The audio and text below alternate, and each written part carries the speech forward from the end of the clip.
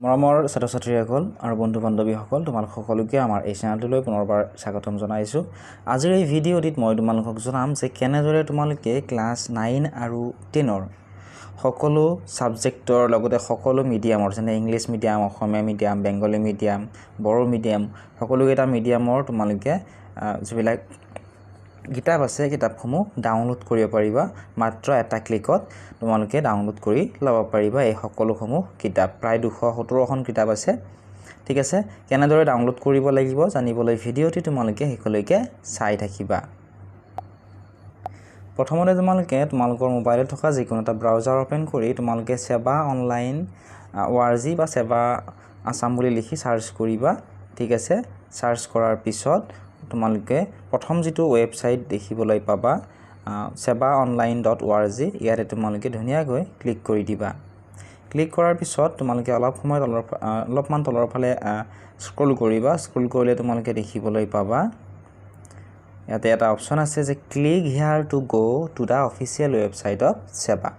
ইয়াতে তোমালোকে ধুনীয়াকৈ ক্লিক কৰি দিবা।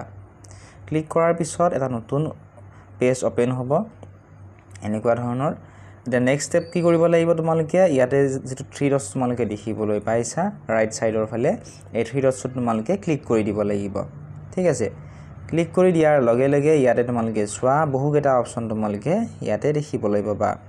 এই অপচন কেইটাৰ ভিতৰত যিটো টেক্সট বুক নামৰ অপচন আছে শেষৰ ফালৰ পৰা 3 নম্বৰটো, এই অপচনটো তোমালোকে ক্লিক কৰি দিব লাগিব। টেক্সট বুক অপচনত ক্লিক কৰাৰ লগে লগে তোমালোকৰ সন্মুখত এনেকুৱা ধৰণৰ এটা পেজ ওপেন হ'ব। ইয়াতে তোমালোকে কিতাপসমূহ বিচাৰি থাকিব নালাগে। এটা কাম কৰিবা, তোমালোকে প্ৰথমতে যে ইয়াতে আছে ক্লাছ বুলি ইয়াতে ক্লিক কৰিবা। ইয়াত তোমালোকে যদি ক্লাছ 9ৰ কিতাপ লাগে 9 সিলেক্ট কৰিবা, 10ৰ কিতাপ লাগিলে 10 সিলেক্ট কৰিবা। ঠিক আছে, মই ধৰি ল'লোঁ মোক ক্লাছ 9ৰ কিতাপ লাগে, মই ক্লাছ 9 সিলেক্ট কৰিলোঁ।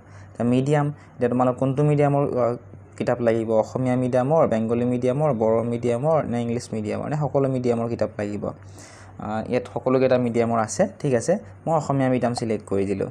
নেক্সট ছাবজেক্ট, মানে কোনটো ছাবজেক্টৰ প্ৰয়োজন হ'ব, ধৰি লোৱা মোক অসমীয়া এখন লাগে। ঠিক আছে, মই ইয়াত আছামিজ MIL বুলি সিলেক্ট কৰি দিলোঁ। নেক্সট ছাবজেক্ট টাইপ মই ইয়াতে MIL সিলেক্ট কৰিলোঁ। ঠিক আছে, তাৰপিছত ইয়াত দুটা অপচন আছে ছাবমিট আৰু ৰিছেট। ইয়াত মই ছাবমিটত ক্লিক কৰি দিলোঁ। ছাবমিটত ক্লিক কৰি দিয়াৰ লগে লগে আমাৰ সন্মুখত এনেধৰণে আহি গ'ল অসমীয়া সাহিত্য চয়নিকা, বৈচিত্ৰ্যময় অসম, অসমীয়া ব্যাকৰণ জ্যোতি। ঠিক আছে, ইয়াতে তোমালোকে আৰু এটা অপচন দেখিবলৈ পাবা। ইয়াতে চোৱা ডাউনলোড অপচনটো, ইয়াত ক্লিক হিয়াৰ বুলি আছে। ইয়াতে তোমালোকে ক্লিক কৰি দিবা। ক্লিক হিয়াৰত ক্লিক কৰাৰ পিছত অলপ সময় তোমালোকে ৱেইট কৰিবা।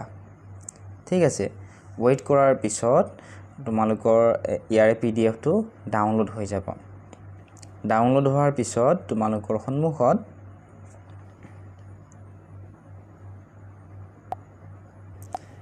এনেধৰণে কিতাপখন ওপেন হ'ব। ঠিক আছে, ইয়াৰ পৰা তোমালোকে পঢ়িব পাৰিবা বা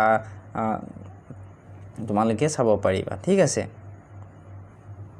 এনেদৰে তোমালোকে চাই ল'বা। এনেকুৱা ধৰণে তোমালোকে কিতাপসমূহ ডাউনলোড কৰি ল'ব পাৰিবা। লগতে চোৱা আৰু এটা জানিবলগীয়া কথা, ইয়াত লিখা আছে note for the books in the serial number 155 to 216 Adobe PageMaker is required to view the documents. তোমালোকে 155 নম্বৰৰ পৰা 216 নম্বৰলৈকে যিখিনি কিতাপ তোমালোকে ডাউনলোড কৰি ল'বা সেইখিনি হয়তো তোমালোকে চাব নোৱাৰিব পাৰা। যদিহে তোমালোকে অসুবিধা পোৱা তোমালোকে প্লে ষ্টৰত যাবা, যাই তাত চাৰ্চ কৰিবা এডব পেজমেকাৰ বুলি, গৈ সেই এপটো তোমালোকে ডাউনলোড কৰি ল'লে তোমালোকে ইয়াৰ PDFটো চাব পাৰিবা।